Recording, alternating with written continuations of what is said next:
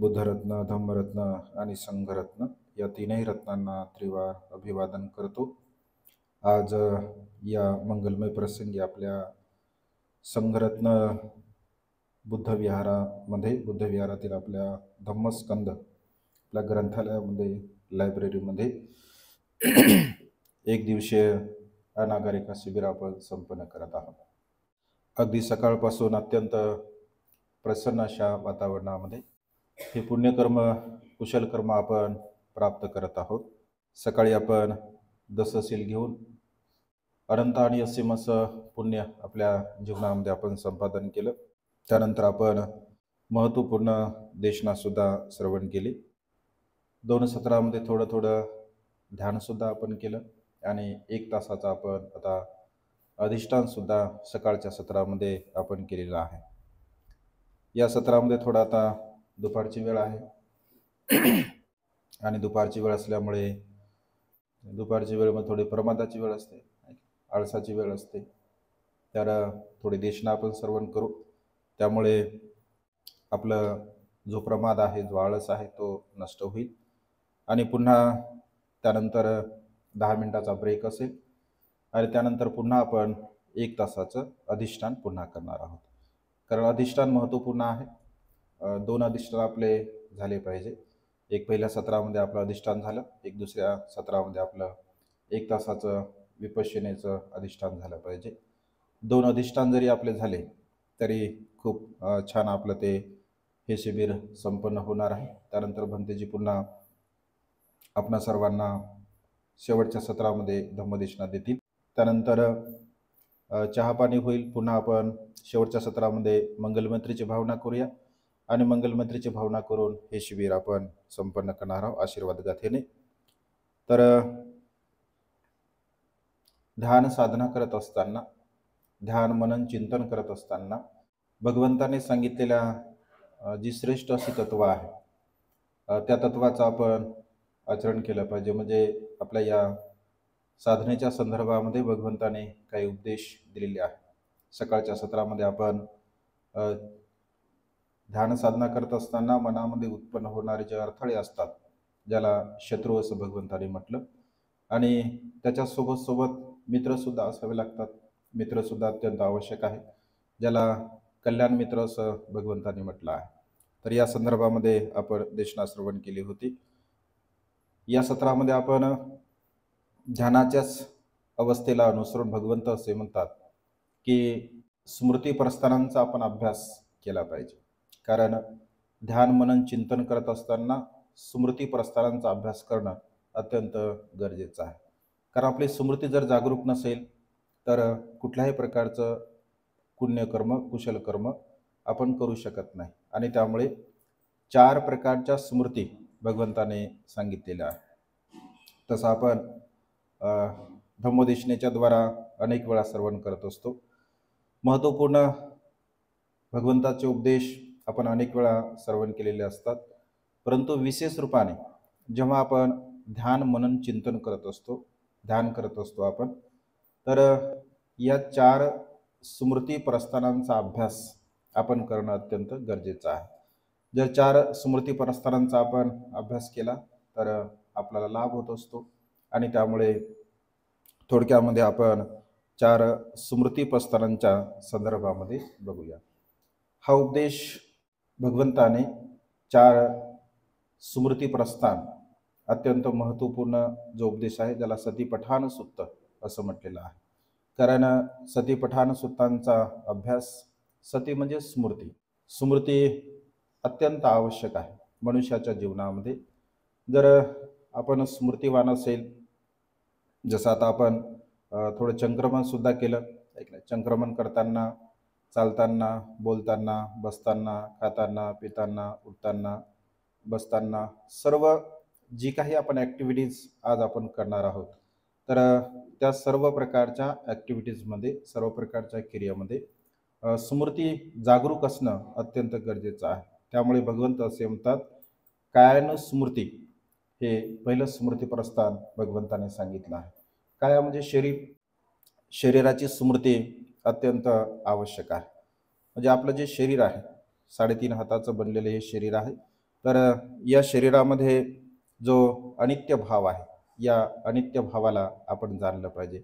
मी, माझं आणि माझ्यासाठी असा जो भाव आपल्या चित्तामध्ये निर्माण होत असतो, या शरीराच्या प्रती जो आसक्तीचा भाव आपल्या चित्तामध्ये असतो, या सर्व प्रकारच्या उत्पन्न होणाऱ्या भावाला आपल्याला जाणायचं आहे, आपल्याला समजून घ्यायचं आहे.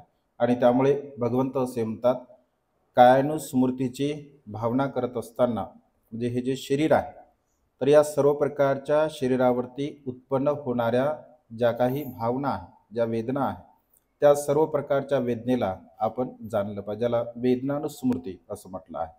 म्हणजे कायला जाणा, म्हणजे कायच्या ज्या काही क्रिया आहेत तुमच्या, आज दिवसभराच्या ज्या काही शरीराच्या द्वारा आपण क्रिया करत आहोत, तर शरीराच्या उत्पन्न होणाऱ्या सर्व प्रकारच्या क्रियेला स्मृतीच्या द्वारा आपण जाणलं पाहिजे. जागरूक स्मृतिभाव आपल्या चित्तामध्ये असला पाहिजे. आणि जागरूक स्मृतिभाव जर आपल्या चित्तामध्ये असेल, म्हणजे हे शरीर आपल्याला बघायचं आहे, या शरीराच्या प्रती अनित्य भाव आपल्याला जाणायचा आहे, समजून घ्यायचा आहे. मी, माझं आणि माझ्यासाठी असं या शरीरामध्ये काही नाही आहे, ज्याला आपण मी असं म्हणत असतो, माझं असं म्हणत असतो आणि माझ्यासाठी असं आपण म्हणत असतो. तर भगवंत असे म्हणतात की हे शरीर नश्वर आहे, हे शरीर क्षणभंगूर आहे, परिवर्तनशील आहे आणि त्यामुळे शरीर हे सतत बदलत आहे. आपल्या शरीरावरती होणारे जे काही बदल आहे, या सर्व प्रकारच्या बदलाला आपण जाणलं पाहिजे, समजून घेतलं पाहिजे.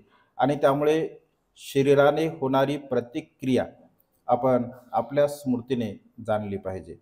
कारण शरीराला जर स्मृतीच्या द्वारा तुम्ही जाणत असाल, तुम्ही समजून घेत असाल, तर खऱ्या अर्थाने म्हणजे कायानुस्मृतीची भावना आपण करू शकतो, कायानुस्मृतीची भावनेला आपण जाणू शकतो, समजू शकतो. परंतु कायानुस्मृती जर तुमची नसेल, तर शरीरावरती होणारी जी हालचाल आहे, मग शरीरामध्ये प्रमादसुद्धा उत्पन्न होऊ शकतो, एका शरीरामध्ये आळससुद्धा उत्पन्न होऊ शकतो, किंवा शरीर तंद्रीसुद्धा घेऊ शकते, एका डुलकीसुद्धा लागू शकते आपल्याला, कारण स्मृती जर नसेल तर. त्यामुळे स्मृतिवान असणारं शरीर, जागरूक असणारं शरीर आपल्याला सतर्कतेनं त्या शरीरावरती उत्पन्न होणाऱ्या ज्या सर्व प्रकारच्या वेदना आहेत, त्या वेदनेला सुद्धा जाणलं पाहिजे, समजून घेतलं पाहिजे, ज्याला वेदनानुस्मृती असं भगवंताने म्हटलं आहे. कारण वेदनानुस्मृती सुद्धा अत्यंत महत्त्वपूर्ण आहे. जसं ज्या सुखद वेदना होत आहेत, ज्या दुःखद वेदना होत आहेत, ज्या असुखद होत आहे, दुःखद होत आहे. आता तुम्ही ध्यान साधना करत आहात, ऐक ना, अधिष्ठान करत आहात, एवढ्या वेळापासून तुम्ही बसलेले आहात. तसं जेव्हा एखादी गोष्ट आपण प्रॅक्टिकली करत असतो, तर तेव्हाच त्या गोष्टीची अनुभूती आपल्याला येत असते. आणि त्यामुळे तर भगवंताचा धम्म हा अनुभूतीवरती आधारित आहे. कारण वेदनानुस्मृतीला जर आपल्याला जाणायचं असेल, तर प्रत्यक्ष रूपाने आपण त्याची अनुभूती जर घेतली, तर आपण जाणू शकतो. आता तुम्हाला वेदनानुस्मृती कशी आहे हे समजत असेल, आहे की नाही? वेदना होतात ना, आता अधिक काळ बसल्यामुळे पाय दुखतात आपले, आहे की नाही? अधिक काळ बसल्यामुळे कंबर दुखते आपली, पाठ दुखते आपली. आणि त्यामुळे वेदनानुस्मृती जर तुम्ही समजून घ्या, त्याला जाणलं, त्याला पाहिलं, तर तुम्हाला वेदना कुठे कुठे होत आहेत याची अनुभूती येत असेल. एरवी जर तुम्ही जे जीवन जगता, आज ज्या वेदनेची अनुभूती तुम्हाला होत आहे, त्या वेदनेची अनुभूती असं जीवन जगताना आपल्याला होत नाही.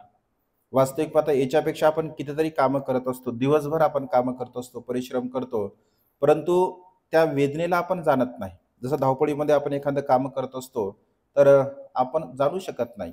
परंतु आता आपण इथे बसलो आहोत, आपलं चित्त स्थिर आहे, शांत आहे. आणि चित्त स्थिर असल्यामुळे, चित्त शांत असल्यामुळे आपण प्रत्यक्ष जाणत आहोत की अरे, मला वेदना होत आहे, ऐक ना, माझं पाय दुखत आहे, ऐक ना, माझ्या शरीरामध्ये वेदना होत आहेत. तर मग वेदना होत आहेत, तर सुखद सुद्धा होत आहेत का दुःखद होत आहेत? कोणत्या? जास्त तर दुःखदच व्हायला म्हणा. पाय दुखायले, आहे की नाही, कंबर दुखायली, पाठ दुखायली, याला का सुखद वेदना म्हणतात का? आहे की नाही? हे तर दुःखदच आहे की नाही? म्हणजे दुःखद वेदनेची जास्त अनुभूती होत आहे. सुखद वेदनेची जरा कमीच होते, आहे की नाही? सुखद वेदनेची अनुभूती आपल्याला का होते, कधी होते, केव्हा होते? जेव्हा तुम्ही जिथे जिथे उत्पन्न होणाऱ्या वेदना आहे त्या वेदनेला फक्त वेदना म्हणून जर तुम्ही पाहत असाल की अरे या ठिकाणी आता मला वेदना उत्पन्न होत आहे, मग ही उत्पन्न होणारी जी वेदना आहे, अरे ही तर काही क्षणामध्ये नष्ट होणारी आहे, ही तर क्षणभंगुर आहे, ही तर परिवर्तनशील आहे, थोड्या वेळामध्ये ही बदलणारी आहे, असा भाव त्या वेदनेला जर स्मृतीने तुम्ही जाणलं, समजून घेतलं, तर काही क्षणामध्ये तिथली वेदना आपोआप नष्ट होते, आपोआप संपते. पण तुमची स्मृती जागरूक असेल तर. पण जागरूक जर स्मृती नसेल तर तिथे मग अधिक अधिक वेदना आपल्याला जाणवतात. आणि मग अधिष्ठान जर असेल तर आपल्याला असं वाटतं की अरे आता पाय लय दुखायला, आहे की नाही? कधी होते साधू? सा भवतु म्हणलं की हा एकदम सुखद वेदना, आहे की नाही? भवतु हा शब्द कानावर पडला की असं वाटते हा आता काय म्हणजे संकटातूनच मुक्त झालो एका तासात, आहे की नाही? एक तासात संकट होता, आता लय मोठं भवतु सबमंगल आला, आता झाला, शेवट झाला, संपला, आहे की नाही? म्हणजे तिथे बघा, कानावरती आवडणारा शब्द आपल्या पडला की एकदम आपल्याला आनंद झाला, एकदम खुशी वाटली, प्रसन्नता वाटली की अरे आता आपलं एक तासाचं अधिष्ठान संपलेलं आहे. म्हणजे मनासारखी एखादी गोष्ट आपल्या होते जेव्हा आपण वेदनेमध्ये असतो. वेदनेमध्ये असताना त्या वेदनेमधून जेव्हा आपली सुटका होते तेव्हा आपल्याला आनंद होत असतो, तेव्हा आपल्याला सुखाची अनुभूती होत असते.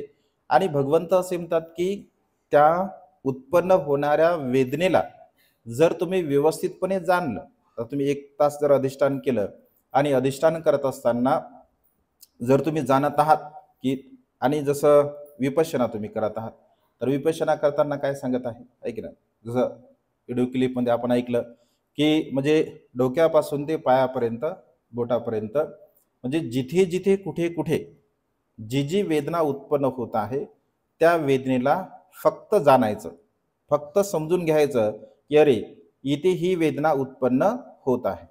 मग तिच्यामध्ये आसक्त नाही झालं पाहिजे.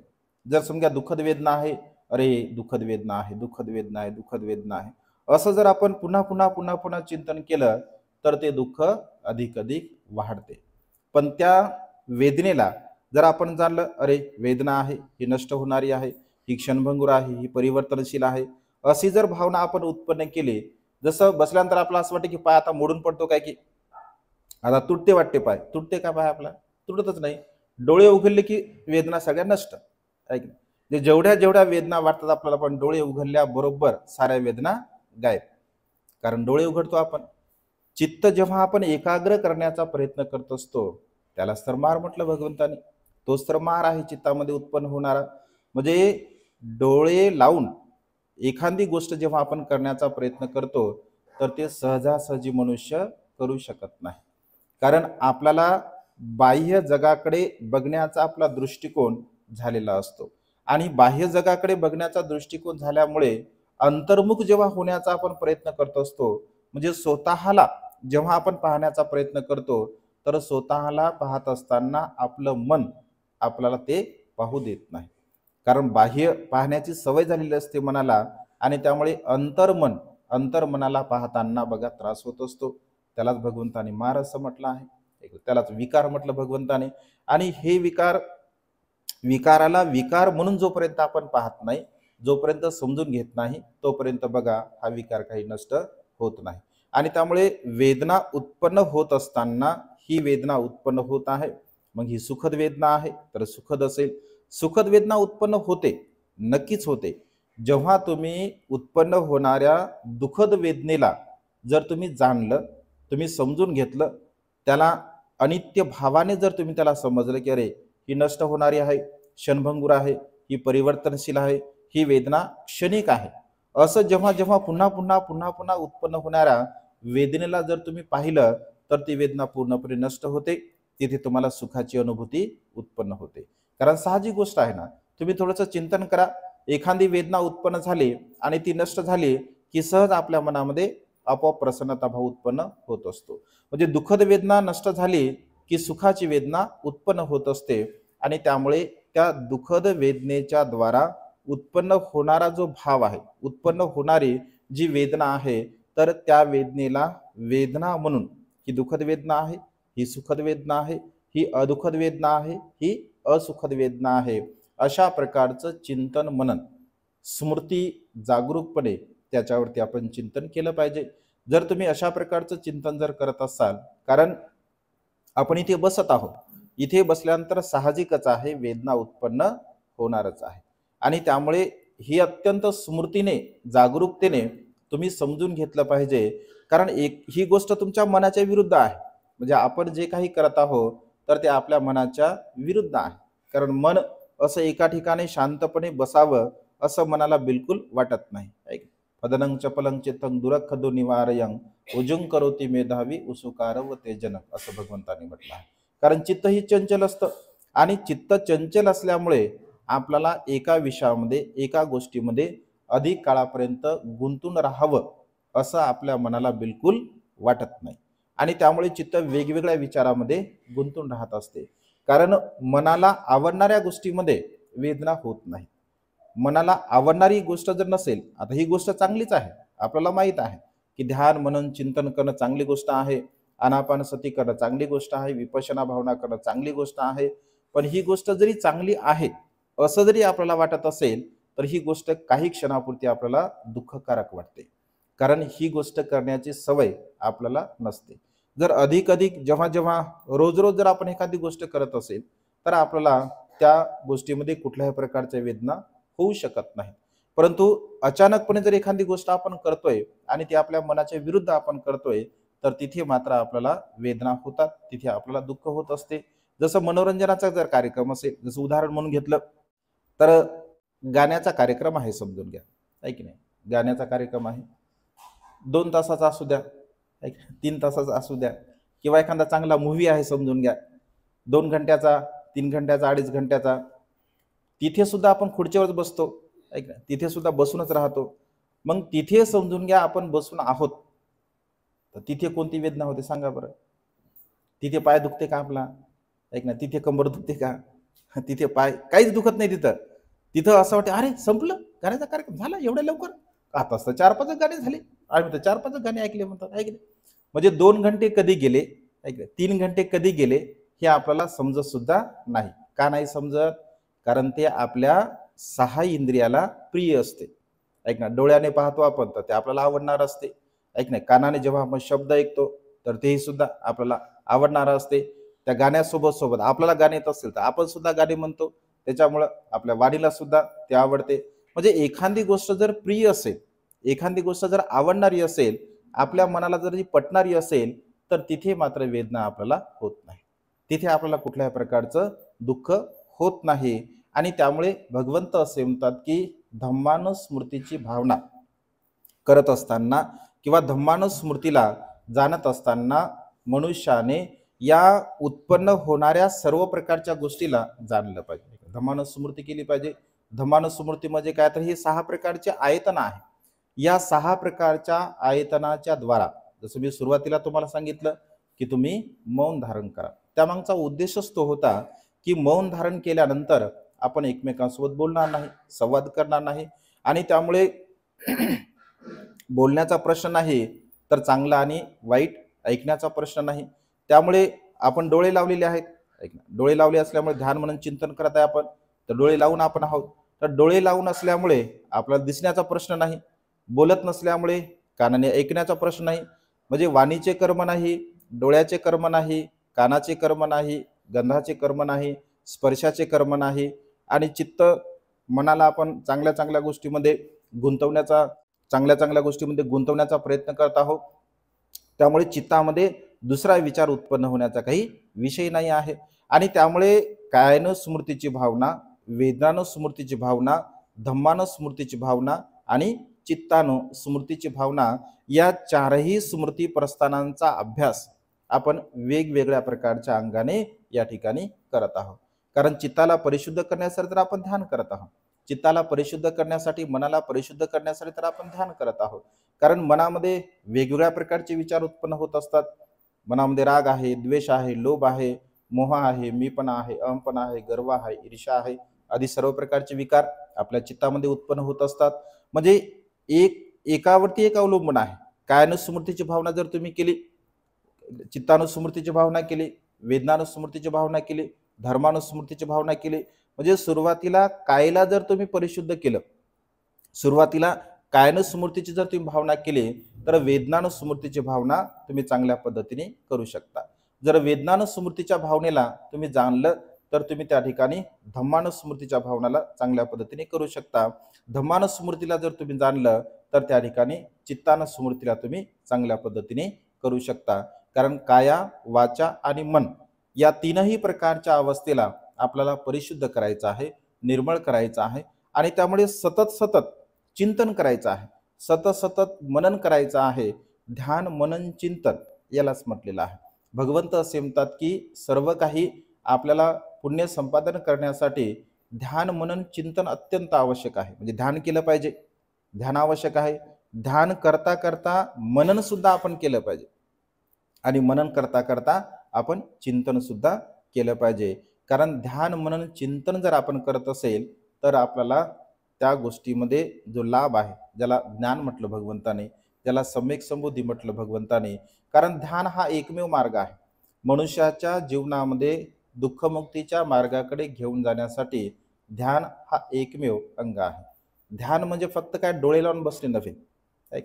ध्यान म्हणजे फक्त डोळे लावून बसणे नव्हे, तर समाधी भावनेला भगवंत असे म्हणतात. डोळे लावून बसणे म्हणजे समाधीची भावना उत्पन्न होत आहे असं नाही आहे. डोळे लावून बसणं म्हणजे फक्त समाधी नाही आहे.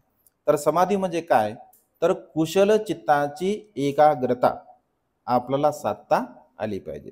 जर कुशल चित्ताची एकाग्रता जर आपण साधत असेल, तर ती समाधी भावना होऊ शकते. फक्त डोळे लावून जर आपण बसत असेल, तर त्याला समाधी म्हणत नाही. डोळे लावून बगळाय बसते, आहे की नाही? डोळे लावून बगळा बसते की नाही? ना, डोळे लावून मांजरही बसते, आहे की नाही? मग ती का समाधी आहे का? नाही. बगळा डोळे लावून बसतो, मासा जवळ यायला पाहिजे, आहे की नाही? शिकार झाली पाहिजे. एकदा मांजर सुद्धा डोळे लावून बसते, त्याला काय समाधी म्हटल्या जात नाही. आपण असं कितीही डोळे लावून बसलो, आहे की नाही, वर्षानुवर्ष जरी आपण डोळे लावून बसलो, पण आपलं चित्त जर एकाग्र नसेल, आपल्या चित्ताची भावना जर परिशुद्ध नसेल, निर्मळ नसेल, चित्त जर कुशल नसेल, तर काहीही लाभ होत नाही. एक क्षणभर जर चित्त आपलं कुशल झालं असेल, भगवंत असे म्हणतात की मनुष्य, जसं आता तुम्ही दिवसभर बसत आहात, म्हणजे आता दिवसभर जर आपण बसलो किंवा 1 तास आपण बसलो, 1 तासभर बसल्यानंतर, जसं आपण आपलं चिंतनाचा तो विषय आहे की 1 तास बसल्यानंतर खरोखर जर आपण चिंतन केलं, तर 1 तासामध्ये किती वेळ आपलं चित्त एकाग्र झालं. मग 5 मिनिटं झालं, 10 मिनिटं झालं, 20 मिनिटं झालं, म्हणजे प्रत्येकाचं काही समान नाही झालं असेल, ऐक ना. प्रत्येकाचं चित्त सारखं झालं का? नाही. प्रत्येकाचं चित्त समान रूपाने एकाग्र होऊ शकत नाही. कारण प्रत्येकाचे संस्कार हे भिन्न भिन्न आहे, प्रत्येकाचं पुण्य हे भिन्न भिन्न आहे आणि प्रत्येकाचे संस्कार, प्रत्येकाचं पुण्य भिन्न भिन्न असल्यामुळे आपापल्या पुण्यकर्माच्या बलाने आपल्या चित्ताची अवस्था ही एकाग्र होत असते. मग कुणाचं 2 मिनिटं होते, कुणाचं 5 मिनिटं होते, कुणाचं 10 मिनिटं होते, एक नाही, कुणाचा अर्धा तास सुद्धा होऊ शकतो, कुणाचं 1 तासापर्यंत सुद्धा होऊ शकते आणि कुणाचं काहीच होऊ शकत नाही. ऐक ना, नुसता कार्यक्रम बसून निघून जाते आपला वेळ, अरे गेला 1 घंटा, ऐक ना. साधू म्हणले अरे झाला 1 तासभर, असं होते कधी कधी. कारण श्वास घेत आहोत आपण, श्वास सोडत आहोत, रोज आपण श्वास घेतो, रोज आपण श्वास सोडतो, पण त्याच्यावर काय आपलं लक्ष नसते. कोण पाहते श्वासाला? श्वासाला जर पाहत बसलं तर बाकीचे कामं कोण करत, आहे की नाही, घरी.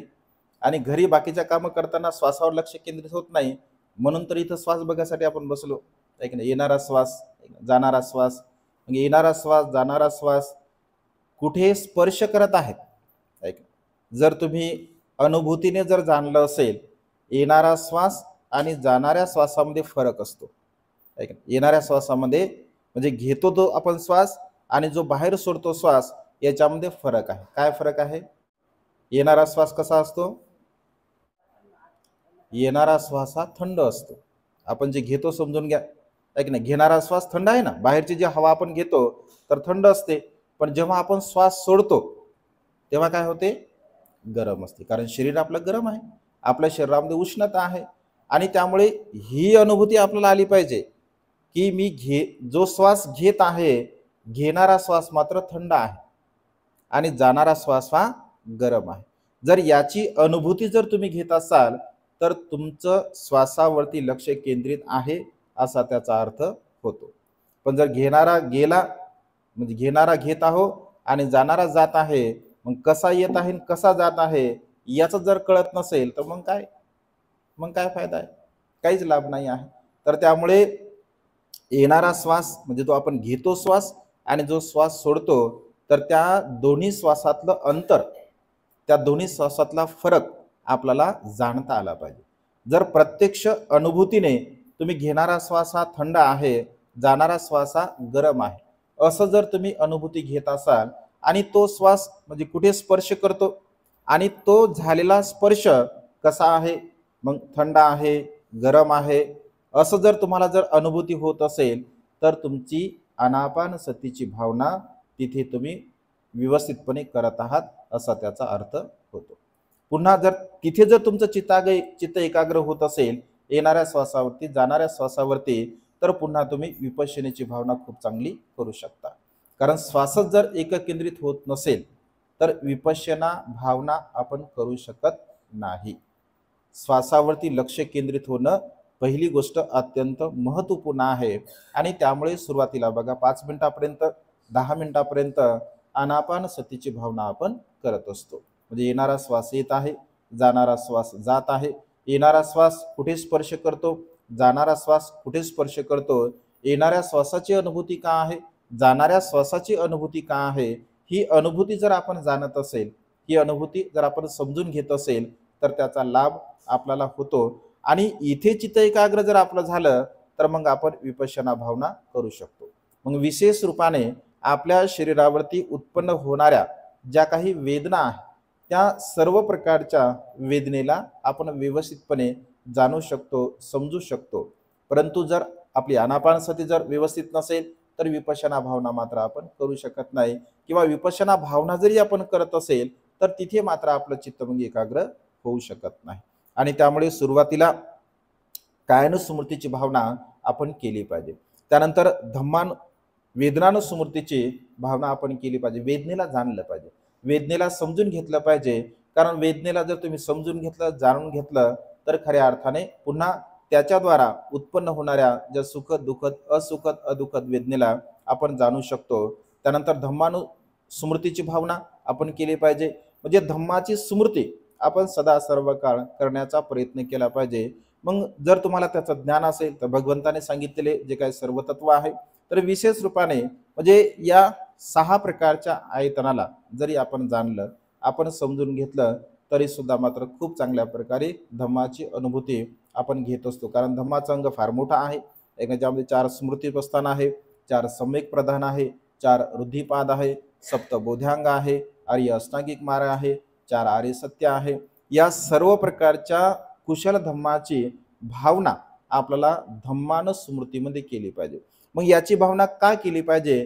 कारण आपलं चित्त जर चंचल होत असेल तर तुम्हाला एखादं धम्माचं तत्व जर माहीत आहे, जसं तुम्हाला 4 आर्य सत्य माहीत आहे, मग चित्त जर तुमचं विचलित होत असेल तर तुम्ही त्या 4 आर्य सत्याची भावना करू शकता.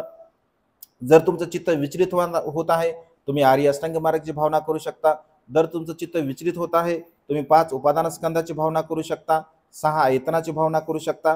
म्हणजे जेवढे काही धम्माचा अभ्यास करत असताना किंवा धम्मानुस्मृतीची भावना करत असताना या 37 बोधिपाक्ष्य धम्माचा आपण चिंतन आणि मनन केलं पाहिजे. मागच्या वर्षी शिकले ना तुम्ही 37 बोधिपाक्ष्य धम्म शिकले ना तुम्ही.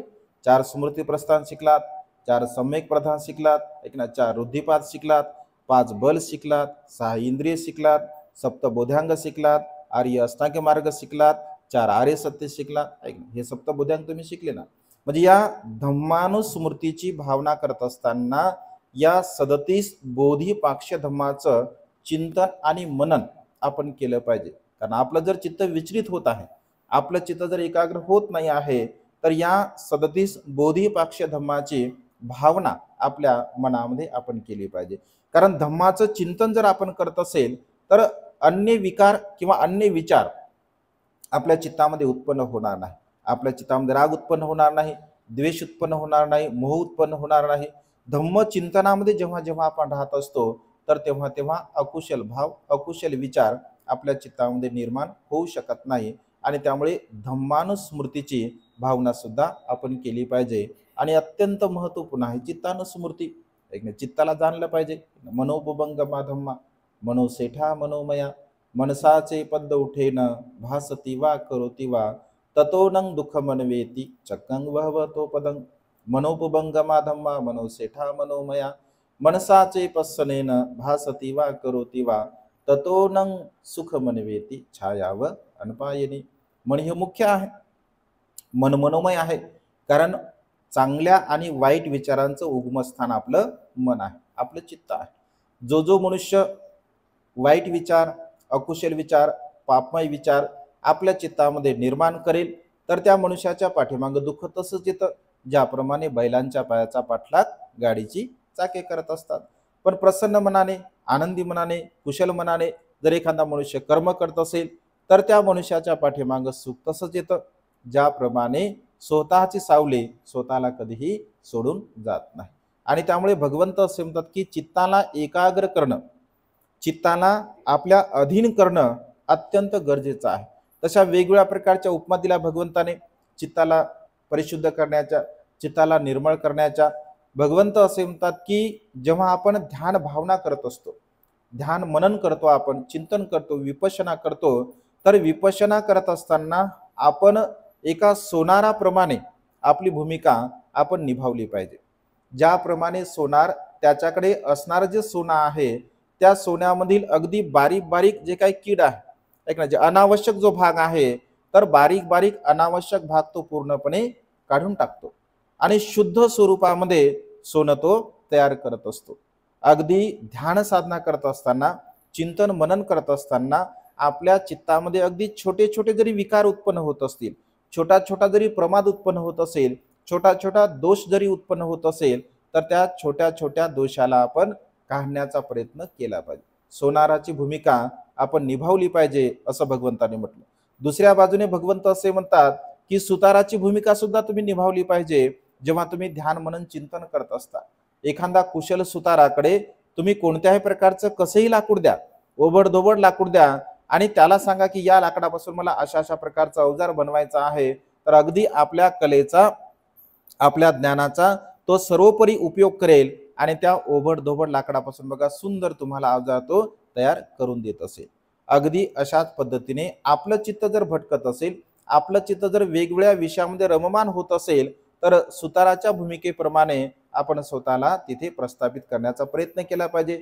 सोनाराप्रमाणे आपण स्वतःला तिथे प्रस्थापित केलं पाहिजे. एखाद्या कुशल शेतकऱ्याप्रमाणे आपण ध्यान मनन चिंतन करत असताना स्वतःला प्रस्थापित केलं पाहिजे. ज्याप्रमाणे एखादा कुशल शेतकरी आपल्या शेतीमध्ये बी पेरत असताना सर्व प्रकारच्या तणाला नष्ट करतो, नाहीस करतो, काडी कचरा काढून तो टाकतो आणि अत्यंत काळीशार भुसभुशीत जमीन तो निर्माण करतो आणि त्याच्यानंतर तो पेरणी करत असतो. अगदी तशा प्रकारे आपण आपल्या चित्ताला परिशुद्ध करण्याचा प्रयत्न केला पाहिजे. भगवंत असे म्हणतात की एखादा मनुष्य अत्यंत कुशल घोडेस्वार आहे आणि तो अत्यंत कुशल घोडेस्वार एखाद्या भरकटलेल्या घोड्याला, एखाद्या भैकणाऱ्या घोड्याला किंवा अत्यंत बलवान वेगवान घोड्याला जर आपल्या काबूमध्ये ठेवत असेल तर मी त्याला कुशल सारथी म्हणत नाही. परंतु एखादा बलवान मनुष्य जर आपल्या भरकटलेल्या मनाला जर आपल्या अधीन ठेवत असेल तर मी त्याला कुशल सारथी म्हणत असतो. कारण मनावरती संयम ठेवणे, या संपूर्ण जगावरती अधिराज्य गाजवणं सहज आणि सोपी गोष्ट आहे असं भगवंत म्हणतात. परंतु स्वतःच्या मनावरती अधिराज्य गाजवणं ही सर्वात कठीण अशी गोष्ट आहे. कारण स्वतःचं मन स्वतःच्या ताब्यामध्ये राहत नाही. स्वतःच मन आहे परंतु स्वतःचं मन स्वतःच्या मनासारखं काही वागत नाही. मन ओढाय ओढाय उभ्या पिकातल ढोर, किती हाकला हाकला परी येई पिकावर. जनावरासारखं मन आहे मनुष्याचं. ऐक, जनावराला कितीही हकललं आणि हिरवगार जर समोर शेत दिसत असेल तर तो त्या शेतावर जाण्यावाचून राहील का? राहणार नाही. तो तिकडे जाण्याचा प्रयत्न करेल, कारण त्याचा तो स्वभाव धर्म आहे. अगदी मनुष्याच्या मनाचा सुद्धा स्वभाव धर्म तोच आहे की चांगल्या विचारामध्ये मनुष्याचं मन गुंतून राहत नाही, परंतु अकुशल विचारामध्ये, वाईट विचारामध्ये मनुष्याचं मन सदा सर्व काळ रममान राहत असते. सदा सर्व काळ त्याला त्यामध्ये रममान राहावं वाटत असते. भगवंत असे म्हणतात की ज्याप्रमाणे चित्त अकुशल विचार करते किंवा अकुशल विचारामध्ये रममान राहत असते, अगदी ते अकुशल विचार त्या चित्ताला मधासारखे गोड वाटत असतात. कारण मध खात असताना अत्यंत गोड वाटतो मनुष्याला. अगदी त्या एखाद्या विचारामध्ये, जे अकुशल विचारामध्ये रममान मनुष्य होत असेल तर तो अगदी मधासारखी तशा प्रकारे त्याला गोड वाटतात. परंतु जेव्हा त्या अकुशल विचाराचा परिणाम, अकुशल विचाराचा विपाक जेव्हा जेव्हा मनुष्याला येत असतो तेव्हा तेव्हा मनुष्य दुःखी होतो, कष्टी होतो, रडतो, आक्रोश करतो आणि त्यामुळे बघा मनुष्याचं जीवन हे दुःखी होत असते. त्यामुळे भगवंत असे म्हणतात की या 4 स्मृती प्रस्थानाच्या भावनेला आपण यथोचितपणे जाणलं पाहिजे, समजून घेतलं पाहिजे. कारण मनुष्याचं जीवन क्षणभंगूर आहे. कधी केव्हा कुठे काय होईल हे सांगता येत नाही. आणि त्यामुळे मिळालेलं जे काय वेळ असतो आपल्याला, मिळालेलं जे काय आपल्याला आयुष्य असतं, तर या मिळालेल्या आयुष्यामध्ये खूप चांगल्या प्रकारचा कुशल कर्म करून आपण धम्म मार्गावरती जीवन जगण्याचा प्रयत्न बघा केला पाहिजे. कारण जीवनाचा भरोसा नाही आहे. एकदा बघा श्रावस्तीमध्ये भगवंत आनंदासोबत भिक्षाटन करण्यासाठी जात असतात. तर भिक्षाटन करण्यासाठी जात असताना म्हणजे जीवन कसं आहे बघा, आणि मनुष्य कसा विचार करतो. भिक्षाटन करण्यासाठी जात असताना एक व्यापारी असतो. तो व्यापारी 500 गाड्या घेऊन, राजगृहाचा व्यापारी असतो, 500 गाड्या घेऊन तो श्रावस्तीमध्ये व्यापार करण्यासाठी येत असतो. अचानकपणे निसर्गामध्ये पावसाचं वातावरण तयार होते आणि पावसाचं वातावरण तयार झाल्यानंतर धुवाधार पाऊस पडतो. आणि मग तो विचार करतो की अरे, पाऊस तर फारच सुरू झालेला आहे, पावसाळा लवकरच यावर्षी सुरू झाला, मग आता तर आपला माल कोणी घेणार नाही, आता तर कोणी याला विकत घेऊ शकत नाही, आणि आता आपण एवढ्या 500 गाड्या घेऊन परत जाऊ सुद्धा शकत नाही. तर आपण असं करू, आता हे 2-4 महिने जे पावसाळ्याचे आहे, तर 2-4 पावसाळ्याचे महिने आपण इथे श्रावस्तीमध्ये राहू. 4 महिने निघून गेल्यानंतर आपण सर्व आपला जो माल आहे तो विकू आणि पुन्हा नफा घेऊन आपल्या गावी राजगृहाला जाऊ. असं तो मनामध्ये आपल्या विचार करत असतो. भगवंत आणि आनंद जात असतात. त्या व्यापाऱ्याच्या चित्ताला भगवंत आपल्या ज्ञानबलाने जाणतात आणि भगवंत स्मितहास्य करतात. भगवंत स्मितहास्य असंच विनाकारण करत नसतात. म्हणजे काहीतरी निमित्त असेल, काहीतरी कारण असेल तेव्हा भगवंत स्मितहास्य करतात. आनंद जाणतात की भगवंत सहजासहजी काही हसत नाही. आनंद म्हणतो, भगवान आपण का स्मितहास्य केलं, काय कारण आहे भगवान स्मितहास्य करण्याचं? तर भगवंत म्हणजे आनंद, मनुष्य किती खोट्या आशेमध्ये जीवन जगतो. मनुष्य हा जीवन जगत असताना किती खोट्या आशेमध्ये जीवन जगतो. तर आनंद म्हणतो, काय झालं भगवान? भगवंत म्हणतात की आता तो बघ, समोर जो व्यापारी आहे, जो 500 गाड्या घेऊन व्यापार करण्यासाठी श्रावस्तीमध्ये आलेला आहे, आणि हा व्यापारी असा विचार करतो की आता पावसाळा सुरू झाला, पावसाळा संपल्यानंतर मी माझा व्यापार करेल आणि नफा घेऊन मी राजगृहाला निघून जाईल. आनंद या व्यापाऱ्याने 6 महिन्याच्या समोरचा विचार केला. ऐक ना, 4 महिने मी थांबेल, 2 महिने व्यापार करेल आणि मी निघून जाईल. या व्यापाऱ्याने 6 महिन्यापर्यंत हा विचार केला. आणि आनंद याला माहित आहे का, या व्यापाऱ्याला माहित आहे का की हा 6 महिने जगेल? याला माहित आहे का हा 6 महिने जगेल? भगवान काय झालं, भगवान काय झालं? तर भगवंत म्हणजे आनंद, या व्यापाऱ्याचं आयुष्य फक्त 7 दिवसाचं आहे. या व्यापाऱ्याचं आयुष्य फक्त 7 दिवसाचं आहे. हा 8व्या दिवशी मूर्तीला प्राप्त होणार आहे. तो म्हणतो, भगवान असा आहे? हो. आणि हा तरी विचार करता की मी 6 महिने 4 महिने इथे राहील, 2 महिने व्यापार करेल, नफा घेऊन माझ्या राजगृहाला जाईल. म्हणजे आनंद त्याचं आयुष्य फक्त 7 दिवसाचा आहे आणि तो विचार करतो 6 महिन्याचा. तर भगवंत म्हणतात की आनंद म्हणतो भगवान मग काय करू आता, काय कर तू आनंद, जा त्याच्याकडे तू, त्याला सांग. त्याच्याकडे आनंद जातात आणि म्हणतात कुठून आलात, विचारपूस करतात, काय करणार आहात. मग तो सर्व डिटेल सांगतो की मी राजघराहून आलो, पावसाळा सुरू झाला, आता 4 महिने मी इथे थांबणार आहे, नफा घेऊन जाणार आहे. तर आनंद म्हणतात तू 6 महिन्याचा विचार करत आहे, पण तुला माहित आहे का की तुझं आयुष्य फक्त 7 दिवसाचं आहे. तर त्याला आश्चर्य वाटते. तो म्हणतो असं आहे बनते, हो असं आहे, 7 दिवसाचा आयुष्य आहे तुझं. असं जर समजा म्हटलं कोण जर म्हटलं किंवा तुमचं आता 7 दिवसाचं आयुष्य आहे की नाही, काय करसाल तुम्ही सांगा बरं. म्हणलं कोण नाही, जाणार नाही तुम्ही, असा काही विषय नाही तसा. असंही गृहीत धरू आपण, आहे की नाही. 7 दिवसाचं आयुष्य तुम्हाला कोण म्हटलं की तुमचं आयुष्य 7 दिवसाचं आहे, काय करसाल तुम्ही. 7 दिवस म्हणलं तर बस बा सुरू होते कार्यक्रम आपला रडायचा. 7 दिवस रडून जातात. रडण्यामध्ये 7 दिवस काहीच करणार नाही मनुष्य, कारण मरण बापा, मरण शब्द कानावर ऐकल्याबरोबर कार्यक्रम सगळा बिघडून जाते. मरण काय सोपं आहे का. भगवंताचं चांगलं सत्य आहे, पण आपण काय स्वीकारत नाही. काही लोकांना असं वाटेल, जे समजदार असतील, जाऊ द्या म्हणतील आता 7 दिवस तर 7 दिवस, मग जे आवडीच्या गोष्टी असतील ते करून घेतील. काही लोकांना वाटत जरा नातेवाईकाला जा फोन बिन करू द्या, 7 दिवस जाणार तर आहोत, आहे की नाही.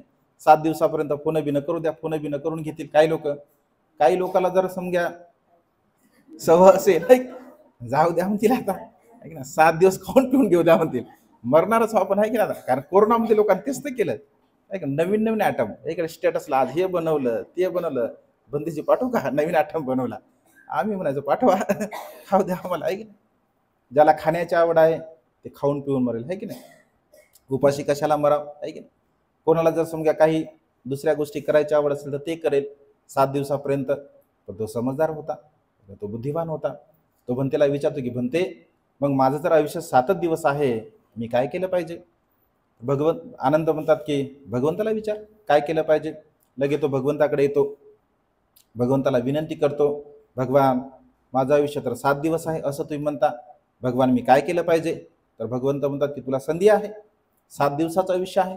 अरे एका दिवसाचं मनुष्याला आयुष्य लाभत नाही, मनुष्याला एका दिवसाचं सुद्धा आयुष्य लाभत नाही, एका क्षणभराचं सुद्धा मनुष्याला आयुष्य लाभत नाही, संधी मिळत नाही.